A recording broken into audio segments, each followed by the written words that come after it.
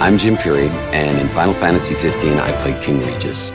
You have no cause for concern. Nor do you. Take heed. Once you set forth, you cannot turn back. King Regis is a very wise, loyal, courageous ruler, and he has to make some tough decisions. What stood out about him to me was his love for his family, his willingness to protect his people.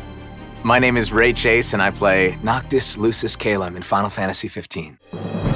Don't know about you, but I'm ready as I'll ever be. What's interesting about Noctis is he's not your average, ordinary prince who goes on to try to save the world. He definitely doesn't go into it because he wants to. He's going into it because all of this is forced upon him out of nowhere. Over the course of the game, he learns what it means to be a hero. He learns humanity through the course of this game. And he loses a lot, too. I'd like to be alone right now. Give me some space. I'm sorry for intruding on Noct time. Well, I'll head back then. Night. My name's Robbie Damon, and I play Prompto in Final Fantasy XV. Well, when I first read for Prompto, immediately I recognized his archetype from Final Fantasy series, but I didn't want to play him as just straight comedy relief. So even though that's sort of his function within the four, we wanted to be really careful to make sure that he was grounded and human and still believable, being a real person going through his own journey. So, any bright ideas, Ignis? A dark one, as it were. A frontal assault would leave us exposed, but if we move under cover of night, we might be able to infiltrate the base unnoticed. Hi, my name's Adam Crosdale, and I play Ignis in Final Fantasy XV. Ignis is the confidant to the king-in-waiting, Noct, and he is very cerebral, quite funny without meaning to be, and an organizer, extremely organized and extremely capable. I'll analyze what intelligence we have available to find us a way in. Sounds good, Specs. He tries to keep Noct and the lads out of trouble and has varying degrees of success doing it.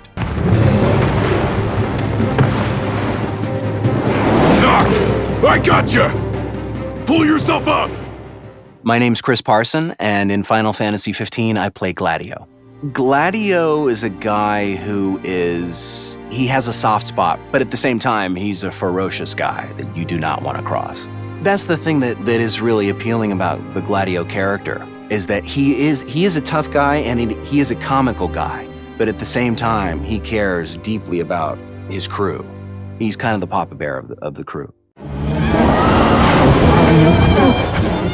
It is in receiving mercy that men offer praise, and in shedding grace that the gods elicit worship. I'm Amy Shields, and I play Luna Freya in Final Fantasy XV. I would describe Luna as a very strong woman. She's quite reserved, but still manages to give across this major passion for everything in life that she cares about. She is this wonderful spirit who just cares about everyone else. I vow, the king will prove himself worthy. She's informed, she's educated, she's an incredible woman to play. And what's your story? I'm an impatient traveler, ready to turn ship. A man of no consequence. Well, hi there. I'm Darren DePaul, and I play Arden Azunia in Final Fantasy XV and in Kingsglaive. The most enjoyable part of playing Arden, the writing.